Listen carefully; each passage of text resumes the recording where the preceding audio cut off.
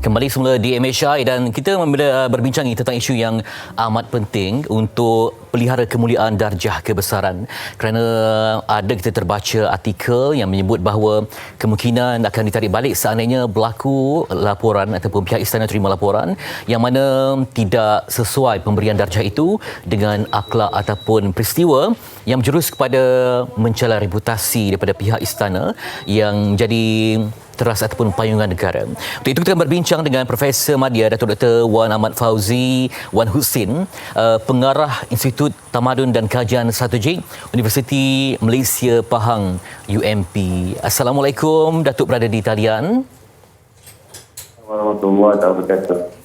Baik Datuk, kita berbincang bila mana melihat tentang istana ataupun melibat tentang darjah kebesaran ini, ia ada kaitan yang membawa kepada prestij, kepada integriti, kepada sesuatu yang murni daripada pihak istana yang mengiktiraf individu dalam pelbagai bidang lapangan, sama dalam bidang seni, bidang kajian, bidang perkhidmatan dan sebagainya, dan ia perlu dijaga. Jadi macam mana Profesor melihat bahawa ini adalah satu tanggungjawab amanah yang harus dipikul kepada penerima anugerah yang membawa darjah kemudian ini, kerana ia melibatkan reputasi kita, taat setia kita serta penghormatan kita kepada pihak istana, terutamanya Sultan yang menganugerahkan anugerah berkenaan. Silakan Datuk. Ya, penggunaan anugerah kebesaran sudah pasti merupakan satu perkara yang cukup istimewa, kerana ia mengumpulkan penggunaan diraja. Dan kalau kita lihat dari sudut proses penggunaan darjah sekalipun, ia mempunyai syarat-syarat atau kriteria tertentu. Secara umumnya kita lihat mereka yang dikurniakan anugerah terbagi kepada 3 kumpulan. Pertama, pegawai kerajaan. Yang kedua, kumpulan politik. Dan yang ketiga, badan bukan kerajaan. Jadi bagi 3 kumpulan ini mempunyai syarat-syarat kelayakan tertentu, dan juga terdapat satu jawatankuasa yang akan menilai, yang akan proses dan juga akhirnya memutuskan sama ada seorang itu layak atau tidak untuk diberikan gelaran atau darjah kebesaran. Bagi contohnya, di sana ada tapisan polis, agar mereka yang dipertimbangkan gelaran itu tidak terlibat dengan aktiviti jenayah. Yang kedua, tapisan SPRM untuk mengelak mereka yang sedang siasat atau menghadapi tindakan rasuah. Dan yang ketiga, kebankerapan. Mereka yang dipertimbangkan darjah itu tidak boleh seorang yang bankrupt. Inilah antara asas dalam penilaian, dan pastinya mereka yang layak dikurniakan adalah mereka yang berjasa kepada isteri raja ataupun kepada negara atau negeri, dan kepada siapa saja yang Agung ataupun baginda Sultan fikirkan layak dan sesuai. Datuk, bila-bila saya melihat petikan daripada antara ucapan pemangku Raja Pahang Tengku Hassanal Ibrahim Alam Syal Sultanullah Riayatuddin Mustafa Billah Shah yang menyebut bahawa setiap kurniaan di bumi Allah datang bersama dengan tugas dan amanah yang wajib dijunjung. Bagaimana penggunaan ini seharusnya membangkitkan motivasi untuk berbakti kepada rakyat dan bukannya sebagai simbol kepada riak dan angkuh yang mengambil resmi padi semakin tunduk makin beriksi untuk kembali memberi sumbangan kepada negara. Inilah motivasi dan bukannya tempat untuk jadikan sebagai mungkin penggunaan ini ada pihak yang menjadikannya sebagai sumber meraih keuntungan ataupun mencipta perkara-perkara yang mencetuskan rasa tidak elok dalam masyarakat. Silakan Datuk. Ya. Dari sudut darjah itu sendiri, ia lahir daripada statut darjah. Bukan boleh diadakan begitu saja. Ya. Perlu dirundingkan dengan Dewan Penasihatan Diraja. Kalau di peringkat persekutuan, pastinya mendapat nasihat daripada Jemaah Menteri. Jadi, kewujudan darjah itu sendiri merupakan satu keirfan yang besar atas jasa dan sumbangan. Jadi mereka yang dikurniakan darjah kebangsaan ini diharapkan menjadi contoh teladan kepada orang yang lain, supaya macam Cik Fitri kata tadi, dapat memberi dorongan kepada mereka yang menerima, dan mereka ini dapat memberi contoh teladan yang baik kepada orang lain untuk menunjukkan taksir yang baik kepada raja dan negara dan menjadi contoh kejayaan mereka kepada orang lain. Jadi amat tidak wajar kepada penyandang gelaran kebesaran ini menggunakan kebesaran yang ada untuk menunjuk, untuk mempamerkan kepentingan diri, mengatasi kepentingan negara. Dan kalau kita lihat dari sudut tertib ataupun kod etika, saya percaya bukan sahaja di Pilihan Negeri, bahkan persekutuan juga kita mempunyai etika untuk memegang darjah kebesaran gelaran tertentu. Yang mana etika inilah yang sepatutnya diamalkan untuk menjaga integriti kepada semua penerima darjah kebesaran. Ya.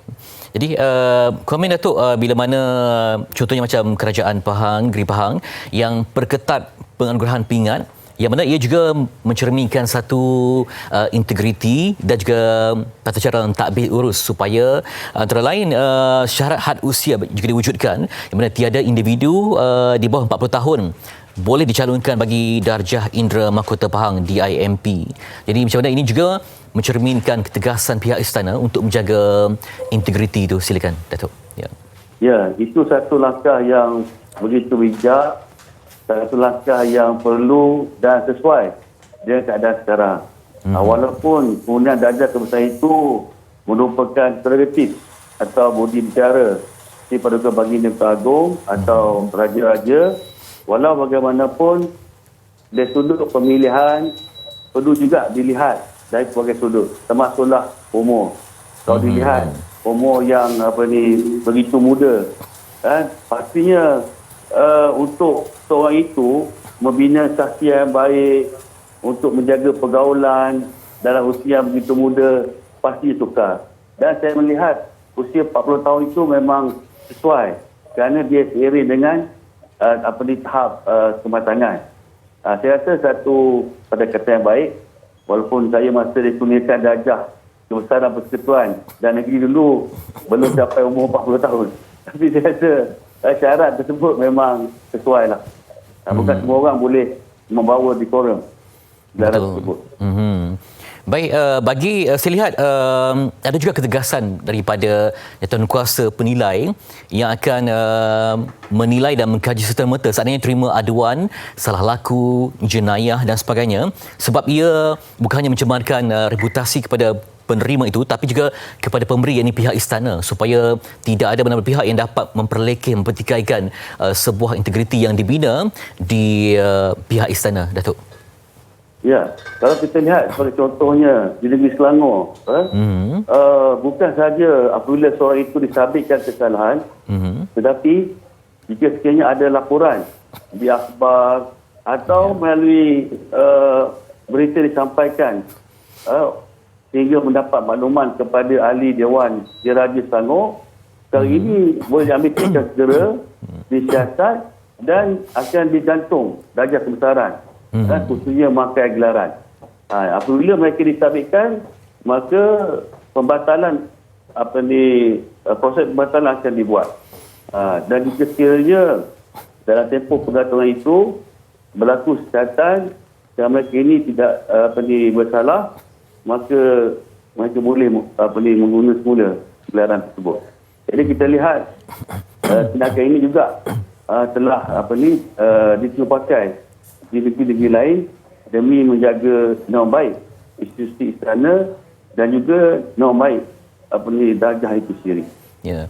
Dan ini juga mencerminkan Datuk ya, wibawa dan juga betapa cekapnya pengurusan oleh pihak istana, yang mana mereka ni sebaik terima apa-apa laporan yang juga boleh mencalarkan reputasi pihak istana, serta merta diberikan ketegasan tanggungjawab siasatan. Nampaknya ada satu jantung kasar yang cukup-cukup mantap, dan daripada nasihat Sultan sendiri yang betul-betul menjaga kemuliaan darjah kebesaran itu, Datuk. Ya, Ya, betul. Sebab kalau kita lihat di Selangor ditubuhkan jawatankuasa khas. Jawatankuasa khas selaku Datuk-Datuk dan Jaksa Perdamai Selangor. Mana daripada mesyuarat jawatankuasa tersebut akan membuat show kepada Dewan Diraja. Maksudnya bukan perkara tersebut terus dibawa kepada Dewan Diraja, tetapi ada satu mekanisme untuk memastikan tuduhan itu adalah benar, bukanlah tomahan semata-mata, dan juga banyak perkara dapat dititi dengan sebaik-baiknya. Jadi saya rasa memang wajar, apatah lagi kebelakangan ini kita lihat begitu banyak contohnya yang saya difahamkan scammer baru ni. Maksudnya bukan Raja Datuk Seri, bahkan beberapa orang Datuk lagi terlibat. Dan ini tidak termasuk kes yang menggunakan gelaran palsu. Yang tidak ada gelaran pun menggunakan gelaran tersebut dengan tujuan menipu, memperdaya, dan juga untuk membawa diri sebagai seorang yang berintegriti dan sebagainya. Ya. Jadi mungkin Datuk dapat berikan rumusan akhir supaya kita kembali dapat betul-betul menilai bahawa inilah satu tanggungjawab, amanah dan juga satu yang harus digalas dengan sebaik mungkin, dan bukan simbol kepada populariti, kemegahan dan riak. Sebaliknya adalah satu kurnia untuk membawa kita ke tahap yang lebih baik kepada penerima. Silakan Datuk. Ya, saya begitu menyokong tindakan tersebut, dan langkah tersebut memang wajar supaya apabila penerima membawa diri dengan baik, menunjukkan contoh bahawa kejayaan yang dikira itu kerana perkhidmatan kepada raja dan negara, dan juga dapat menunjukkan sifat-sifat yang boleh dicontohi, maka secara tidak langsung dia akan beri galakan yang baik. Dan bukan sahaja dia buat satu iktirafan supaya isteri raja dan negara tidak dihina. Kalau katakan mereka yang melakukan jenayah terdiri daripada penerima gelaran tidak diambil tindakan, akan dilihat bahawa institusi diraja itu menyokong atau melindungi orang-orang yang tidak sewajarnya. Baik, sekali terima kasih kepada Profesor Madya Datuk Dr. Wan Ahmad Fauzi Wan Husin, Pengarah Institut Tamadun dan Kajian Strategik Universiti Malaysia Pahang UMP, yang berkongsi tentang fikrah, pandangan dan juga buah fikiran untuk menjaga kemuliaan darjah kebesaran. Terima kasih untuk Datuk atas perkongsian yang manfaat ini, yang mana ia juga dapat membantu dari segi persepsi rakyat untuk menjaga integriti pihak istana, pihak kesultanan yang menjadi payung negara, supaya ada integriti, kemuliaan dan corak pandangan yang baik terhadap institusi ini. Tengah berehat seketika, namun kalau anda sukakan kopi, biarlah ia terus bersemadi dalam jiwa, kerana kopi adalah simbol ketenangan. Jumpa lagi selepas ini dengan isu yang pelbagai di Ebit Syahid.